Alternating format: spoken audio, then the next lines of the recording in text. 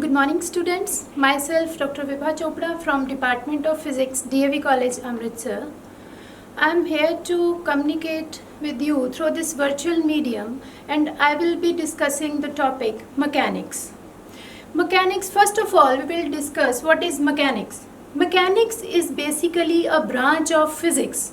So first thing is, what is physics?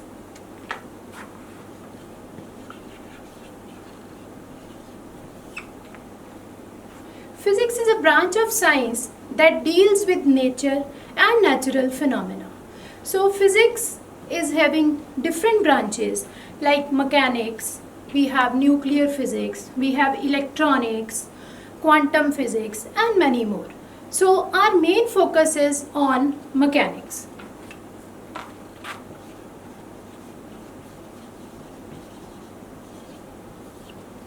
Mechanics is known to be the oldest branch of physics, and mechanics is that branch of physics that deals with the motion of the particle.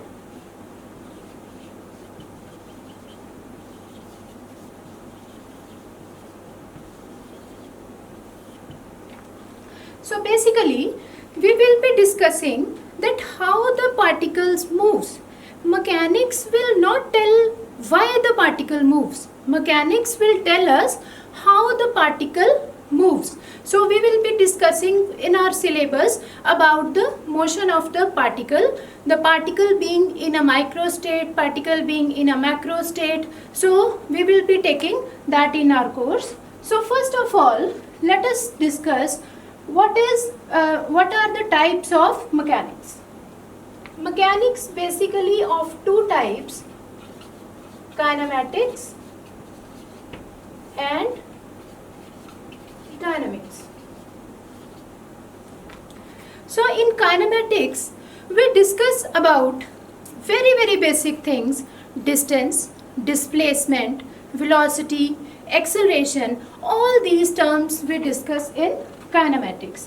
And in dynamics we will basically be dealing about force, mass, inertia and so on. And here we have displacement, velocity, acceleration. Now let us come to the history of the classical mechanics, where this classical mechanics came from. The concept initially was given by Aristotle, and Aristotle, he said that the motion of an object, whenever an object moves, it always requires some external force from outside. So external force is needed if motion of a particle is seeked. So this was the concept given by Aristotle. But somehow this concept couldn't evolve and came to a failure when new concepts came. Then came the another scientists, Galileo and Sir Isaac Newton.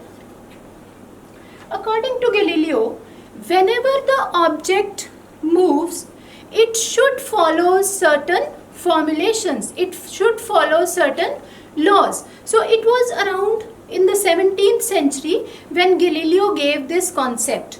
But years passed on, and then came the Newton. Newton then actually formulated the laws, that what actual laws should a particle follow to move, but Galileo couldn't give. So Galileo basically only said that some laws should be there that particle should follow and move, but he couldn't explain the laws. Then came the Newton and he formulated the laws, and these laws basically becomes Newton's laws of motion, and the whole study was known as Newtonian mechanics. And Newtonian mechanics, this is the backbone of mechanics.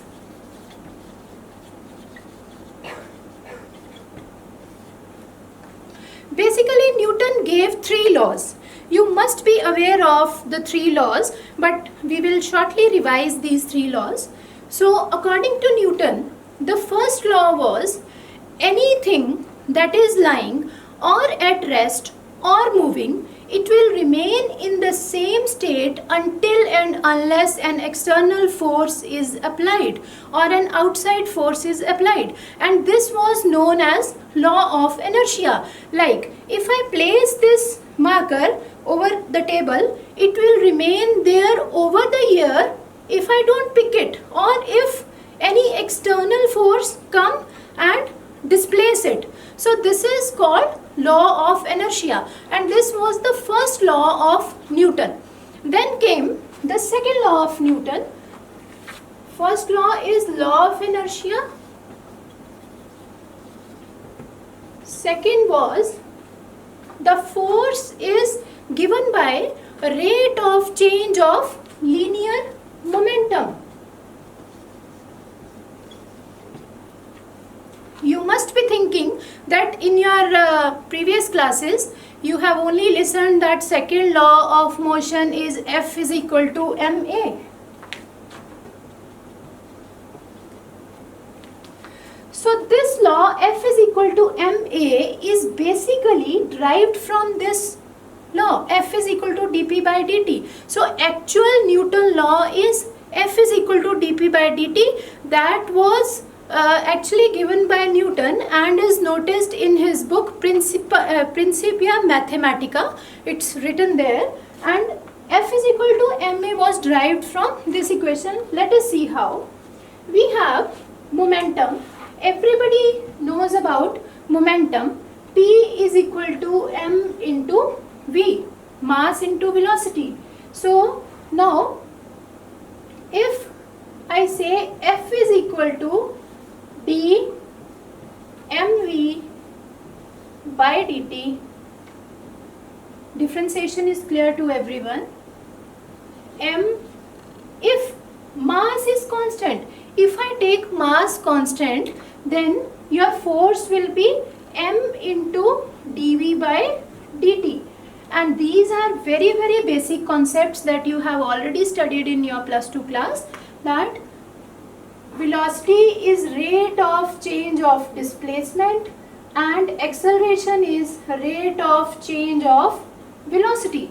So this is basically acceleration. So I can say F is equal to m into a. So this becomes the second law of Newton. Now third law. Third law, everybody knows, to every action there is an equal and opposite reaction. Like a very famous example, if you slap someone, you will hurt someone, and ultimately your hand will also get hurted. So this is Newton's third law of motion. So these are the Newton three laws of motion. Then many other formulations were given that we will be studying time to time, and based upon that Newtonian mechanics was given. And these three laws were the base of the Newtonian mechanics. Now comes the point where this Newtonian mechanics fails. Where this Newtonian mechanics fails, Newtonian mechanics was fail in few points, like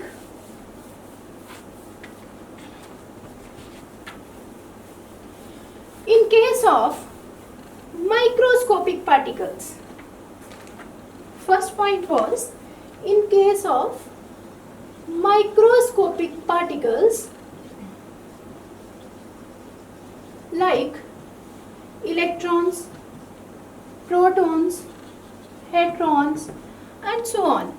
All the microscopic particles that we cannot observe with the naked eye, those are called microscopic particles. So basically the Newton's laws or the Newtonian mechanics, that was applied only for the macroscopic particles, like all the big things around us we are watching. So those are macroscopic particles. But whenever it came to the point of electron, protons, neutrons, or many small tiny particles that we cannot observe, this theory, Newtonian mechanics, failed. So what we have to do then? Then came the next theory, that was quantum mechanics.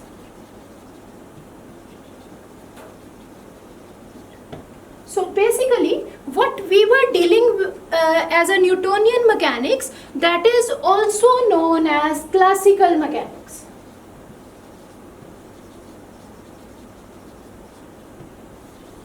So classical mechanics basically deals with the Newtonian mechanics, and quantum mechanics comes into picture when you have to explain the theory of microscopic particles, that all the tiny particles that are not observed with the naked eye. So but we cannot say that your classical theory is failed.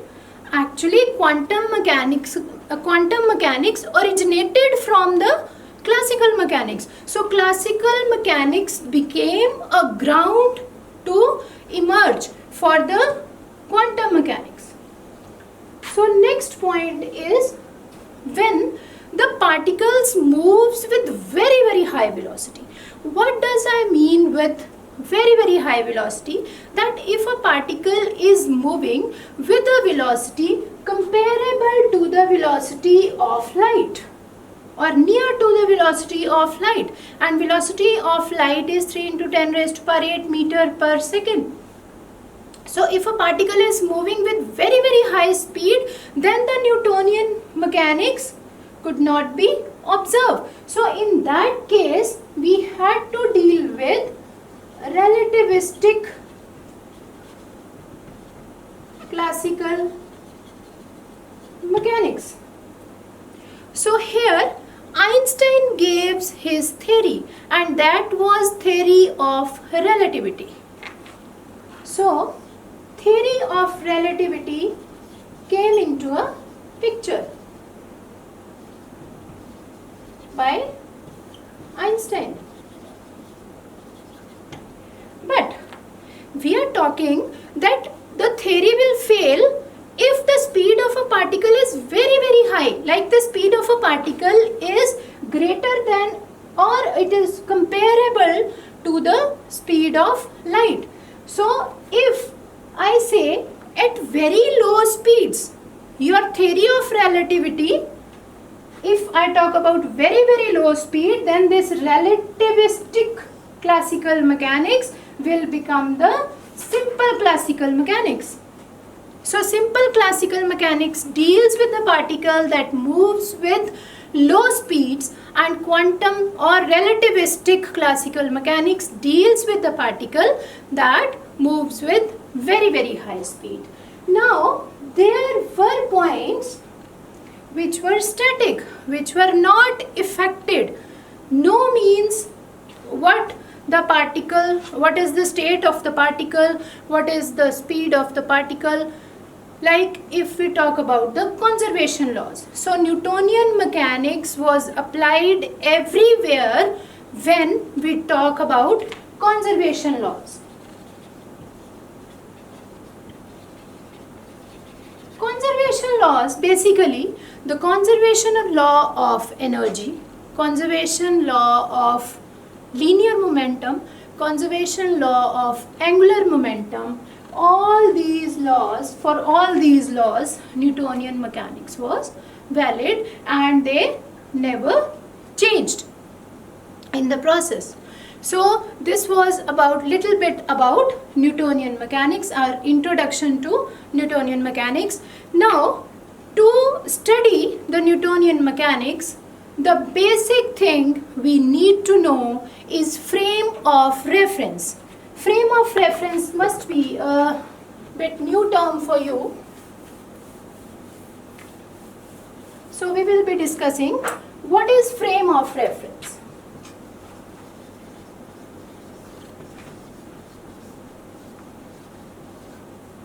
Or we will study about the coordinate system.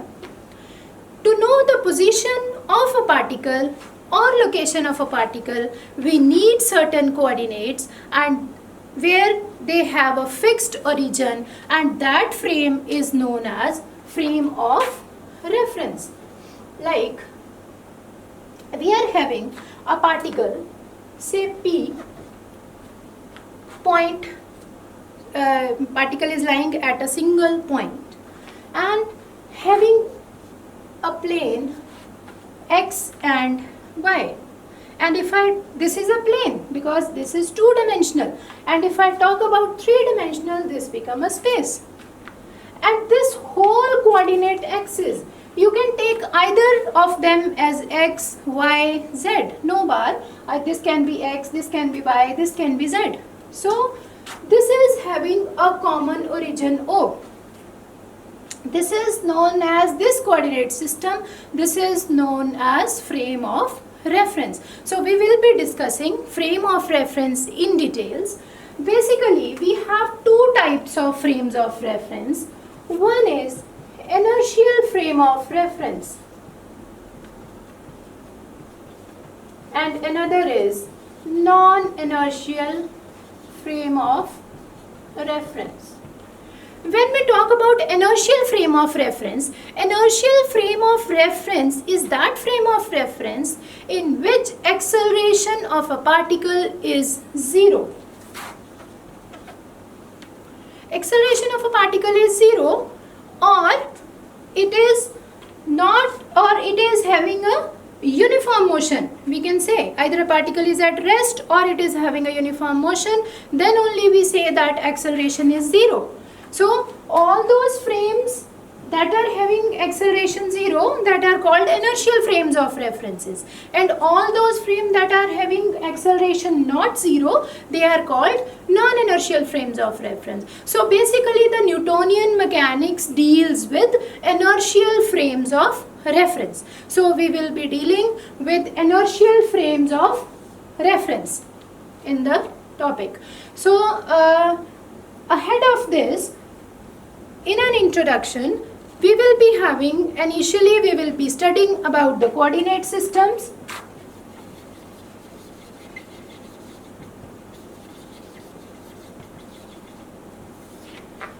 Coordinate systems.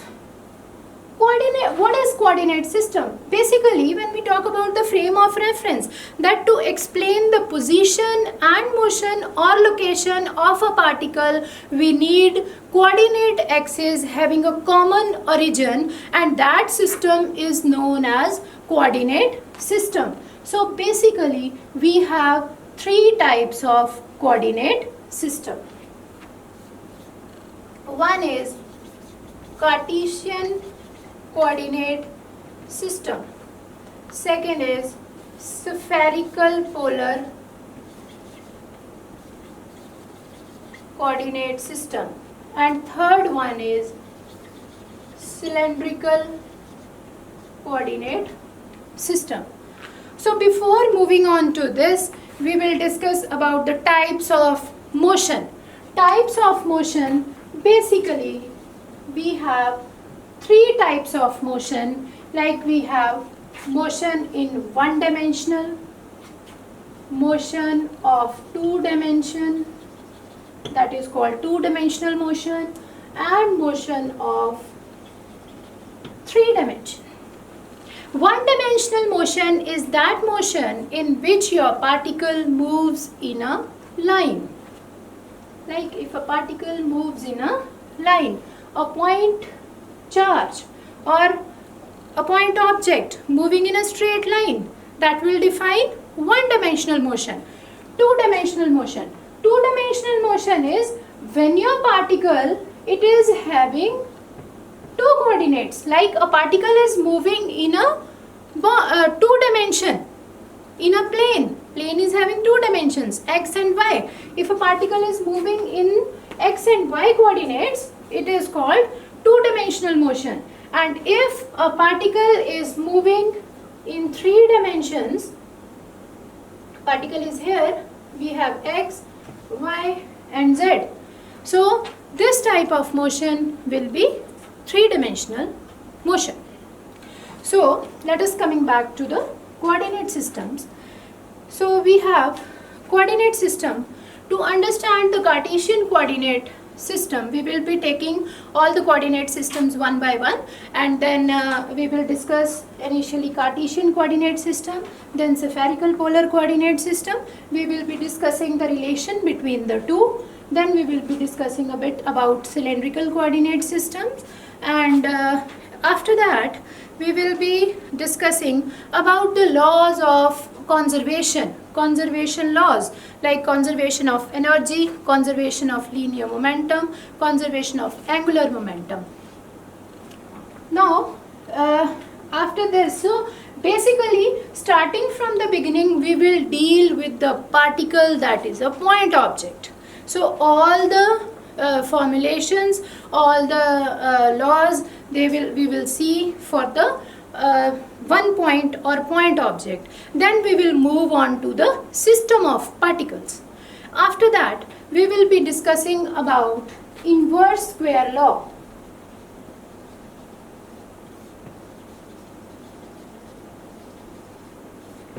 So basically classical mechanics, if we talk, as I told you, that classical mechanics deals with the macroscopic particles. So if we talk about galaxies, if we talk about planets, Earth revolving around the sun, moon revolving around the earth, and all such examples we can discuss or we can study with the help of Newtonian mechanics.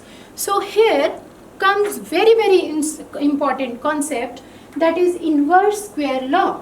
We will be discussing about the motion of the planets, how they revolve, the Kepler law, and in the inverse square law, first of all we talk about gravitational law, Newton's law of gravitation. All of you must have studied about Newton's law of gravitation, that if we have two masses m1 and m2, they are having a distance r between them, and some force is there between these two masses. What is that force? So that force is gravitational force. F is directly proportional to m1, m2, and it is inversely proportional to the square of the distance between the two. When I combine these two equations, F directly proportional to m1 m2 by r square. Now if I remove the proportionality sign and give a constant, this is F is equal to g m1 m2 by r square. So if my masses are constant, I can say my force is inversely proportional to the square of the distance, and this gives me inverse square law. And similarly, you have studied in your plus 2 class about the Coulomb's law. When we, instead of masses, if I talk about charges, if I am having charges instead of masses, q1, q2, then comes the Coulomb's law.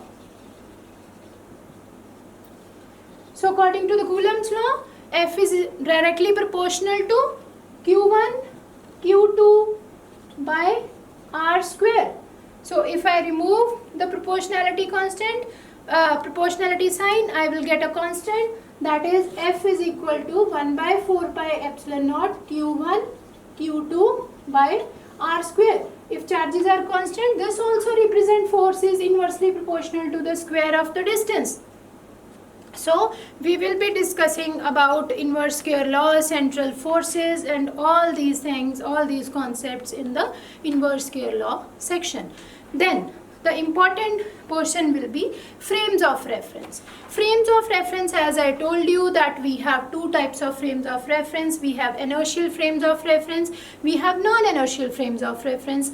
So we will be discussing the examples with examples, and we will study how the earth rotates, rotation of the earth. We will be finding the value of g, that is acceleration due to gravity. We will be finding that value also using frames of reference concept. Then we will move on to the collisions. If two particles, they are moving, or one particle is static and another is moving, and they collide with each other, then what are the types of collisions? Basically, we will be dealing with two types of collisions, that is elastic collisions and inelastic collision. So elastic collision, in which we say kinetic energy, momentum, that is conserved throughout. before collision and after collision energy momentum they are equal, then that is called elastic collision. And in elastic collision, if momentum is not equal, so we say that that is inelastic collision. So we will be discussing this part in details in our last chapters, and after that in the last we will be discussing about the rigid body dynamics. So we will be dealing with the rigid bodies. What are basically rigid bodies? The bodies in which we have different particles, and those particles they are static, they have a constant distance from the axis of rotation. So that is called a rigid body. We will be discussing in details about the rigid body. So this is the whole scheme of our syllabi for your mechanics part. So this was basically the introduction of the mechanics. So in our next lecture we will be starting with our coordinate systems, and we will study about the types of coordinate system. Thank you.